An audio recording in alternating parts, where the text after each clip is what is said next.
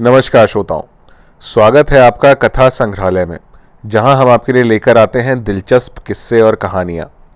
आज हम आपके लिए लेकर आए हैं मुंशी प्रेमचंद द्वारा लिखित जुर्माना। यदि आपको हमारी प्रस्तुति अच्छी लगती है तो हमें ज़रूर सब्सक्राइब करें और कमेंट बॉक्स में अपने सुझाव देकर हमारा हौसला ज़रूर बढ़ाएं। तो चलिए शुरू करते हैं। ऐसा शायद ही कोई महीना जाता कि अल्लाह रखी के वेतन से कुछ जुर्माना ना कट जाता।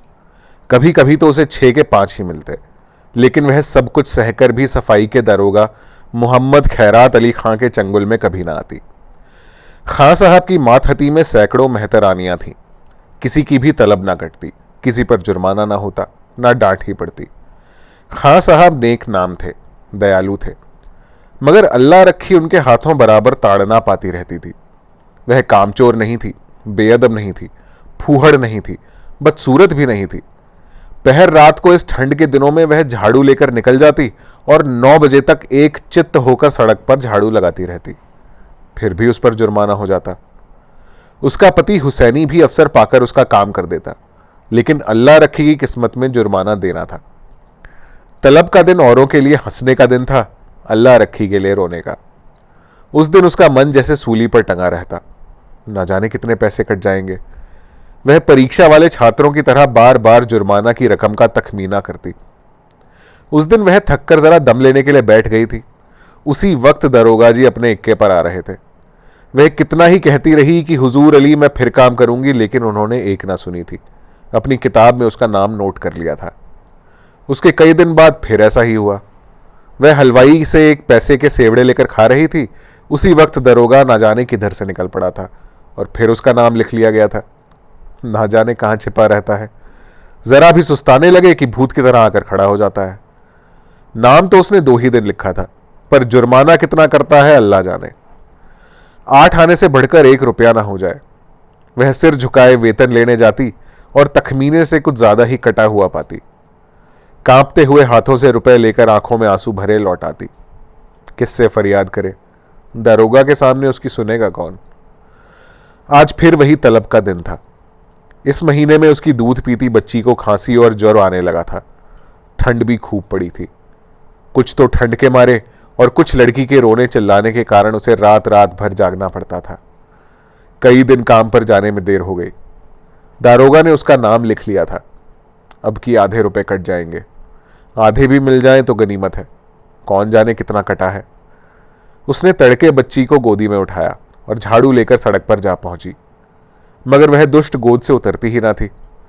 उसने बार बार दरोगा के आने की धमकी दी। अभी आता होगा, मुझे भी मारेगा, तेरे भी नाक कान काट लेगा। लेकिन लड़की को अपने नाक कान कटवाना मंजूर था, गोद से उतरना मंजूर ना था। आखिर जब वह डराने धमकाने प्यारने पुचकारने किसी उपाय से ना उतरी तो अल्लाह रखी ने उसे गोद से उतार दिया और उसे रोती चिल्लाती छोड़कर झाड़ू लगाने लगी।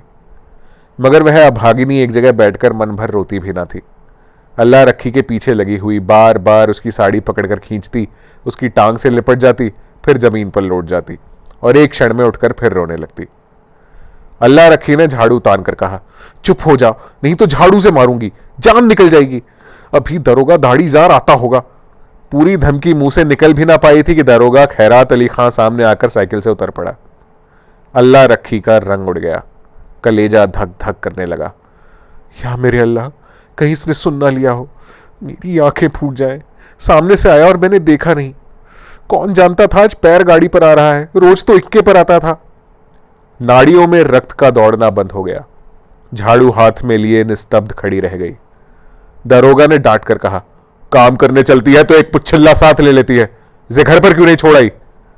अल्लाह रखी ने कातर स्वर में कहा, इसका जी अच्छा नहीं है हुजूर, घर पर किसके पास छोड़कर आती? क्या हुआ इसको? बुखार आता है हुजूर। और तू इसे यो छोड़कर रुला रही है? मरेगी कि जिएगी? गोद में लिए लिए काम कैसे करूं हुजूर? छुट्टी क्यों नहीं ले लेती? तलब कट जाती हुजूर, गुजारा कैसे होता? इसे उठा ले और घर जा। हुसैनी लौट कर आए तो इधर झाड़ू लगाने के लिए भेज देना।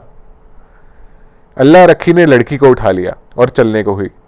तब दरोगा जी ने पूछा, मुझे गाली क्यों दे रही थी? अल्लाह रखी की रही सही जान भी निकल गई। काटो तो लहू नहीं। थर थर कांपती बोली, नहीं हुजूर, मेरी आंखें फूट जाएं जो तुमको गाली दी हो। और वह फूट फूट कर रोने लगी। संध्या समय हुसैनी और अल्लाह रखी दोनों तलब लेने चले। अल्लाह रखी बहुत उदास थी। हुसैनी ने सांत्वना दी, तू क्यों इतनी उदास है, तलब ही ना कटेगी, कटने दे। अब से तेरी जान की कसम खाता हूं, एक घूंट दारू या ताड़ी नहीं पीऊंगा। मैं डरती हूं, बर्खास्त ना कर दे, मेरी जीभ जल जाए। कहां से कहां बर्खास्त कर देगा? बर्खास्त कर देगा, कर दे, उसका अल्लाह भला करे। कहां तक रोए? तुम मुझे नाहक लिए चलते हो, सबकी सब हंसेंगी। अरे बर्खास्त करेगा तो पूछूंगा नहीं किस इल्जाम पर बर्खास्त करते हो, गाली देते किसने सुना? कोई अंधेर है जिसे चाहे बर्खास्त कर दे, और कहीं सुनवाई ना हुई तो पंचों से फरियाद करूंगा, चौधरी के दरवाजे पर सर पटक दूंगा। ऐसी ही एकता होती तो दरोगा इतना जरिमाना करने पाता। जितना बड़ा रोग होता है उतनी दवा होती है पगली। फिर भी अल्लाह रखी का मन शांत ना हुआ। मुख पर विषाद का धुआं सा छाया हुआ था। दारोगा क्यों गाली सुनकर भी बिगड़ा नहीं, उसी वक्त उसे क्यों नहीं बर्खास्त कर दिया, यह उसकी समझ में ना आता था। वह कुछ दयालु भी मालूम होता था। उसका रहस्य वह ना समझ पाती थी, और जो चीज हमारी समझ में नहीं आती उसी से हम डरते हैं। केवल जुर्माना करना होता तो उसने किताब पर उसका नाम लिखा होता। उसको निकाल बाहर करने का निश्चय कर चुका है, तभी दयालु हो आया था।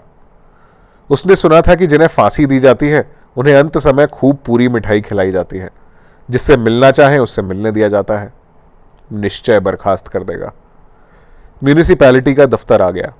हजारों मेहतरानियां जमा थीं, रंग बिरंग के कपड़े पहने, बनाव सिंगार किए। पान सिगरेट वाले भी आ गए थे, खोंचे वाले भी। पठानों का एक दल भी अपने असामियों से रुपए वसूली करने आ पहुंचा था। वह दोनों भी जाकर खड़े हो गए। वेतन बंटने लगा। पहले मेहतरानियों का नंबर था। जिसका नाम पुकारा जाता वह लपक कर जाती और अपने रुपए लेकर दरोगा जी को मुफ्त की दुआएं देती हुई चली जाती। चंपा के बाद अल्लाह रखी का नाम बराबर पुकारा जाता था। आज अल्लाह रखी का नाम उड़ गया था। चंपा के बाद जहूरन का नाम पुकारा गया, जो अल्लाह रखी के नीचे था। अल्लाह रखी ने हताश आंखों से हुसैनी को देखा। मेहतरानियां उसे देख देख कर कानाफूसी करने लगी। उसके जी में आया कि घर चली जाए। यह उपहास नहीं सहा जाता। जमीन फट जाती कि उसमें समा जाती। एक के बाद दूसरा नाम आता गया और अल्लाह रखी सामने के वृक्षों की ओर देखती रही। उसे अब इसकी परवाह ना थी कि किसका नाम आता है, कौन जाता है, कौन उसकी ओर ताकता है, कौन उस पर हंसता है। सहसा अपना नाम सुनकर वह चौंक पड़ी। धीरे से उठी और नवेली बहू की भांति पग उठाती हुई चली। खजांची ने पूरे 6 रुपए उसके हाथ पर रख दिए। उसे आश्चर्य हुआ। खजांची ने भूल तो नहीं की। इन 3 बरसों में पूरा वेतन तो उसे कभी मिला नहीं, और अब की तो आधा भी मिले तो बहुत है। वह 1 सेकंड वहां खड़ी रही कि शायद खजांची उससे रुपया वापस मांगे। जब खजांची ने पूछा कि अब क्यों खड़ी है, जाती क्यों नहीं, तब वह धीरे से बोली, ये तो पूरे रुपए हैं। खजांची ने चकित होकर उसकी ओर देखा। तो और क्या चाहती है, कम मिले? कुछ जरिमाना नहीं है? नहीं, अब की कुछ जरिमाना नहीं है। अल्लाह रखी चली, पर उसका मन प्रसन्न ना था। वह पछता रही थी कि दरोगा जी को गाली क्यों दी। तो ये थी आज की कहानी। उम्मीद है आपको अच्छी लगी होगी।